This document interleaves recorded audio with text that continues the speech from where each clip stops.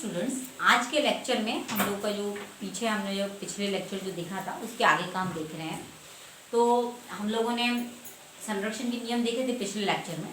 अब हम जो स्टार्ट कर रहे हैं कि भौतिकी का विज्ञान की अन्य शाखाओं से संबंध। पहले हम देख लेते हैं गणित और भौतिकी के संबंध। देखिए, भौतिकी में हम मूलभूत नियम सिद्धांतों का अध्ययन करते हैं और इन नियमों और सिद्धांतों को समझने के लिए, क्योंकि हम इन नियमों को समझने के लिए प्रयोग भी करते हैं, क्रमबद्ध प्रेषण भी लेते हैं, और इन नियमों को समझने के लिए हमें गणित का ज्ञान आवश्यक है। ठीक है, बिना गणित के ज्ञान के हम इनको नहीं समझ सकते हैं। तो इसी प्रकार से हम कह सकते हैं कंप्यूटर, टीवी, उपग्रह, रेडियो, टेलीविजन, ये जो सब हैं ये गणित और भौतिकी की ही संयुक्त देन है। इस प्रकार हम कह सकते हैं कि गणित और भौतिकी आपस में संबंधित है। अब मतलब इस तरह से जो है गणित भी भौतिकी के लिए इम्पोर्टेंट है और भौतिकी का भी गणित में जो है इम्पोर्टेंट प्लेस है। अगला पॉइंट है हमारा भौतिकी और रसायन विज्ञान। देखिए, रसायन विज्ञान के अध्ययन में भौतिकी का मुख्य स्थान है। कैसे? उदाहरण के तौर पर हम समझेंगे कि परमाणु की संरचना जो है, परमाणु की खोज भौतिक वैज्ञानिकों ने की है और परमाणु संरचना के आधार पर ही सभी तत्वों को जो है आवर्त सारणी में एक विशेष स्थान प्राप्त हुआ है, जो परमाणु संरचना की खोज के कारण ही संभव है। और जिसकी खोज किसने की है? भौतिक वैज्ञानिकों ने। भौतिक के वैज्ञानिकों ने। हम ये भी कह सकते हैं कि न्यूट्रॉनों का विवर्तन, एक्स किरणें, ये जो सब हैं, इनके कारण रसायन विज्ञान में आमूलाग्र परिवर्तन हुए हैं और इसीलिए रसायन विज्ञान में जो है भौतिकी का महत्वपूर्ण स्थान है, क्योंकि आवर्त सारणी जो है ये केमिस्ट्री में इम्पॉर्टेंट होती है, जो परमाणु संरचना के कारण ही संभव हो सकती है, क्योंकि सभी तत्वों को एक विशेष स्थान प्राप्त हुआ है। और उसी प्रकार न्यूक्लिक अम्ल की जो संरचना है, ये एक्स किरणें, न्यूट्रॉन का विवर्तन, ठीक है, चुंबकीय अनुनाद, इन सब के कारण संभव है। ठीक है, रेडियो एक्टिविटी जो है ये भी भौतिकी की देन है और रेडियो एक्टिविटी की जो पढ़ाई है ये केमिस्ट्री में भी होती है और इसकी खोज भौतिकी में हुई है, रेडियो एक्टिविटी की। तो इस तरह से रसायन विज्ञान में भौतिकी जो है महत्वपूर्ण स्थान रखती है। अगला है भौतिकी की और जीव विज्ञान। देखिए, जीव विज्ञान में भी भौतिकी के नियमों और साधनों का उपयोग किया जाता है। जैसे जीव विज्ञान सबसे इम्पोर्टेंट होता है, माइक्रोस्कोपिक पार्टिकल्स को ऑब्जर्व करते हैं, उसके लिए सूक्ष्मदर्शी का उपयोग किया जाता है और सूक्ष्मदर्शी जो है ये भौतिकी की ही खोज है। फिर हम कह सकते हैं कि एक्स किरणों की खोज हुई है, जिससे हम टूटी हुई शरीर में टूटी हुई हड्डी का पता लगाते हैं, ये भी भौतिकी की देन है।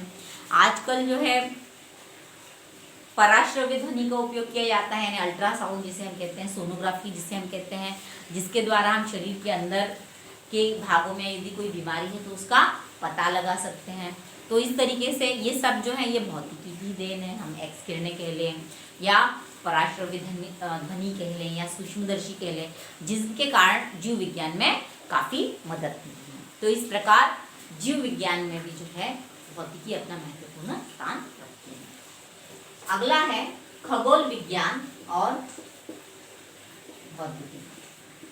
देखिए, खगोल विज्ञान में भी भौतिकी के, क्योंकि खगोल विज्ञान वैसे तो भौतिकी की शाखा है, खगोल विज्ञान में भी भौतिकी के नियमों का उपयोग होता है।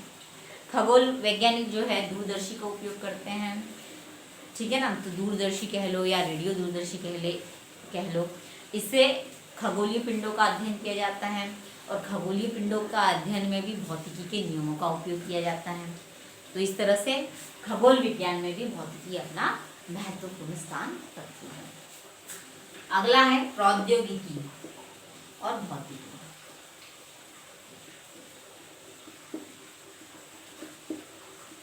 देखिए, प्रौद्योगिकी वास्तव में एक अनुप्रयुक्त भौतिकी होती है, यानी प्रौद्योगिकी यानी टेक्नोलॉजी, जिसे हम अप्लाइड फिजिक्स कहते हैं, क्योंकि फिजिक्स नियम देता है, सिद्धांत देता है। जैसे कोई मशीन है फिजिक्स ने सिद्धांत दे दिए, पर एक्चुअली उस मशीन को बनाना ये क्या है बच्चों, एक टेक्नोलॉजी है।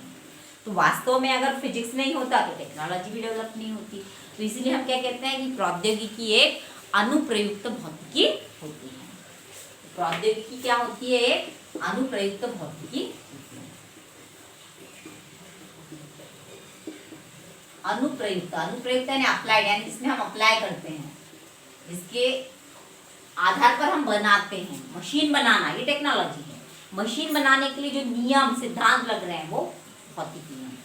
तो टेक्नोलॉजी भौतिकी प्रौद्योगिकी एक अनुप्रयुक्त भौतिकी है, यानी इसे हम क्या कहेंगे, अप्लाइड फिजिक्स।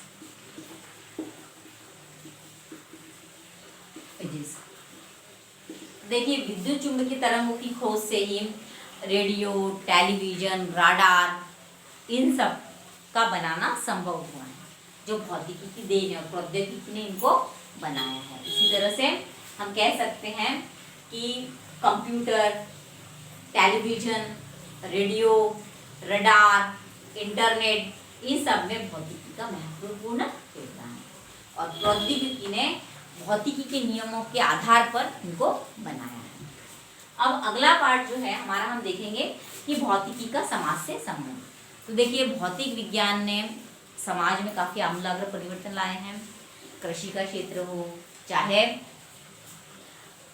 कोई भी क्षेत्र हो, औद्योगिक क्षेत्र हो, इंडस्ट्रियल क्षेत्र हो, मेडिकल क्षेत्र हो, सभी में भौतिकी का आमूलाग्र योगदान है। भौतिकी की खोजें जैसे हम कहेंगे कि कृत्रिम उपग्रह, computer, TV, internet, mobile, fax, telephone, इन सब से समाज के जीवन में बहुत परिवर्तन आया है, मनुष्य ने नई ऊंचाइयों को प्राप्त किया है। तो इस तरह से भौतिकी का हमारे दैनिक जीवन में, हमारे समाज में, अन्य विज्ञान की शाखाओं में आमूलाग्र जो है उसने परिवर्तन लाया है, उसका एक महत्वपूर्ण स्थान है।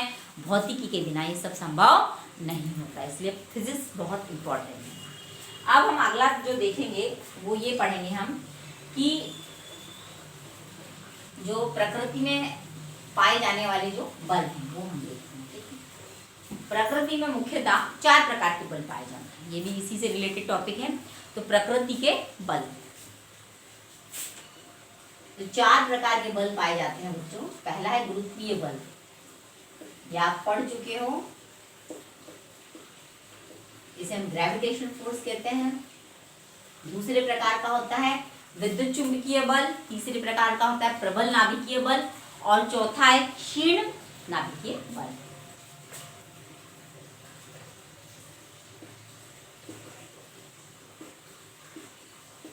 तो प्रकृति में मुख्यतः ये 4 प्रकार के बल पाए जाते हैं। बल क्या होता है, बल वो बाह्य कारक होता है जो वस्तु की अवस्था में परिवर्तन ला देता है। अगर वो विश्राम में है, रेस्ट में है, तो उसको गति में ला देता है, या तो उसकी स्थिति बदल देता है, उसकी दिशा बदल देता है। तो बल वह बाह्य कारक होता है। ठीक है, तो गुरुत्वीय बल, विद्युत चुंबकीय बल, प्रबल नाभिकीय बल और चौथा है बच्चों क्षीण नाभिकीय बल।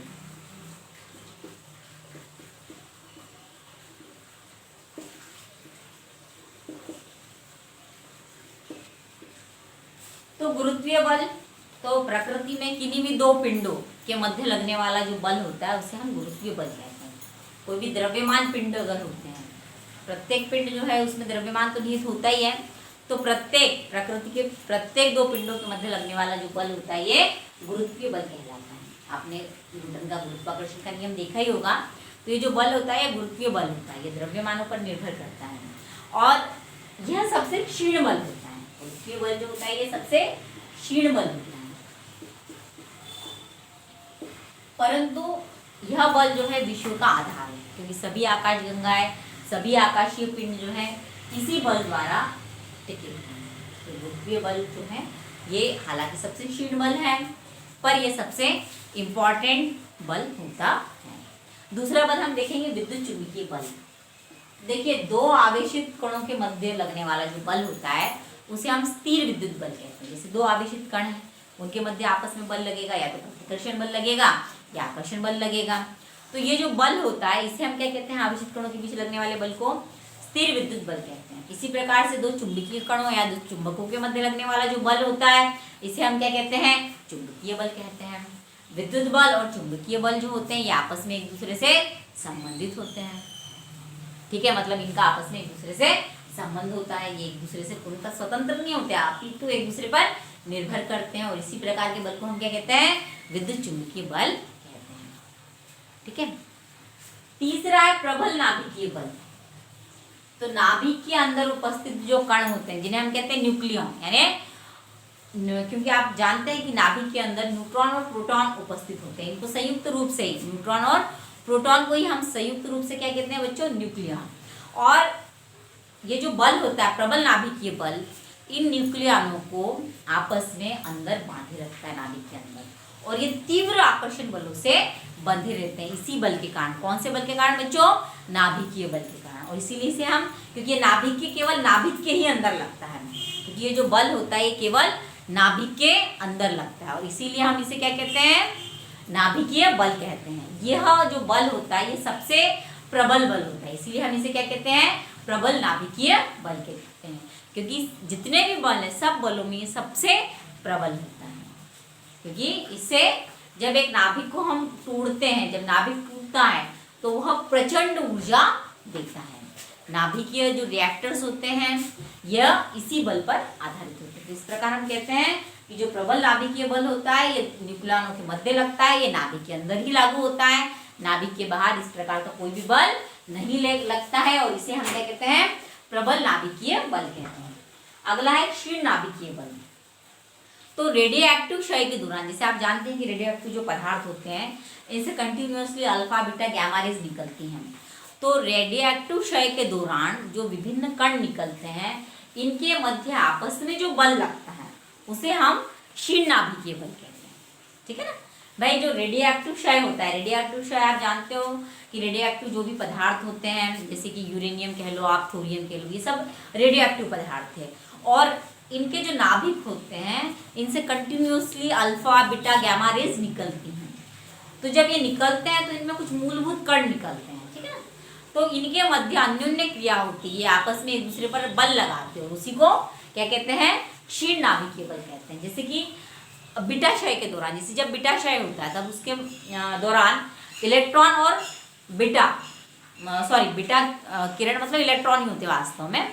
तो जब बीटाशय होता है किसी भी रेडियोएक्टिव पदार्थ से, जब बीटाशय होता है तो इलेक्ट्रॉन और न्यूट्रिनो निकलते हैं। क्या निकलते हैं बच्चों, इलेक्ट्रॉन और न्यूट्रिनो। तो इनके बीच जो लगने वाला बल होता है वही क्षीण नाभिकीय बल होता है। हालांकि ये जो बल होता है ये प्रबल नाभिकीय बल से कम होता है, ठीक है। ये बल जो होता है ये मूलभूत कणों के मध्य, जैसे कि हम कहेंगे न्यूट्रॉन और इलेक्ट्रॉन के बीच लग रहा है, तो ये बल जो होता है क्षीण होता है, कंपैरेटिव कम होता है, क्योंकि नाभिकीय बल जो होता है बहुत ज़्यादा होता है, और इसीलिए इसे हम क्या कहते हैं, क्षीण नाभिकीय बल। नाभिकीय बल इसलिए कहते हैं क्योंकि रेडियोएक्टिव जो क्षय होता है ये नाभिक से ही होता है, नाभिक से ही निकलते हैं ना। जो भी बीटा रेज निकलती हैं, अल्फा रेज निकलती हैं, गामा रेज निकलती है, ये सब किससे निकलती हैं बच्चों, नाभिक से निकलती है, और इसलिए इनको क्या कहते हैं, क्षीण नाभिकीय बल कहते हैं। अब अगला हमें देखना है जो टॉपिक, मतलब ये जनरल है, आप लोगों को कभी कभी इसके क्वेश्चन में जाते हैं कि वैज्ञानिकों के नाम और उन्होंने कौन कौन सी खोज की है। तो देखिए अब कुछ नाम हम देख लेते हैं, या आप लोगों को पता भी होंगे कि जैसे कि गति के नियम, सार्वत्रिक गुरुत्वाकर्षण का नियम, ये सब किसने दिया है बच्चों, न्यूटन ने। फिर हम कहेंगे दूसरा पॉइंट कहेंगे हम अल्फ्रेड नोबेल। अल्फ्रेड नोबेल ने कौन कौन से नियम दिए हैं, सापेक्षिकता का सिद्धांत दिया है, प्रकाश विद्युत प्रभाव की खोज करी है, ठीक है ना। ऊर्जा द्रव्यमान समतुल्यता भी बताई है, E बराबर mc², E बराबर mc² बताने वाले कौन थे, अल्बर्ट आइंस्टाइन। फिर अल्फ्रेड नोबेल ने किसकी खोज करी है बच्चों, डायनामाइट की खोज करी है। फिर प्रकाश की द्वितीय प्रकृति के बारे में किसने बताया है, डी ब्रॉगली ने बताया है। मार्कोनी ने जो है बेतार संदेश की खोज की है। तो ऐसे बहुत सारे साइंटिस्ट हैं। अब जो खोज है, जो नियम है, और वो जो मतलब किस पर आधारित है ये भी हम देख सकते हैं। जैसे हम कहेंगे वायुयान जो है ये बर्नौली की प्रमेय पर आधारित है। फिर हम कहेंगे कि कंप्यूटर जो है ये इलेक्ट्रॉन परिपथ का आंकिक तर्क पर आधारित होता है। तो इस तरह से आप इनको देख सकते हैं। तो अगले लेक्चर में जो है हम मापन पढ़ेंगे और एक्चुअली हम वहीं से स्टार्ट करेंगे फिजिक्स का। ये केवल जस्ट इंट्रोडक्शन था। इसके कुछ क्वेश्चंस भी हमने देख लिए हैं जो एग्जाम में आप लोगों को आते हैं, जैसे कि वैज्ञानिक विधि क्या है, इसके मुख्य चरण क्या हैं, या भौतिकी का विज्ञान की अन्य शाखाओं से संबंध। तो इस तरह के क्वेश्चन आप लोगों को आ भी सकते हैं। और मापन यानी मेजरमेंट से हम एक्चुअली फिजिक्स स्टार्ट करेंगे। वहाँ से आपको लगेगा कि अब हमारा फिजिक्स स्टार्ट हो गया है। और इसकी नोट्स के लिए आप डिस्क्रिप्शन में अवश्य क्लिक करें, you will find the notes. Thank you so much.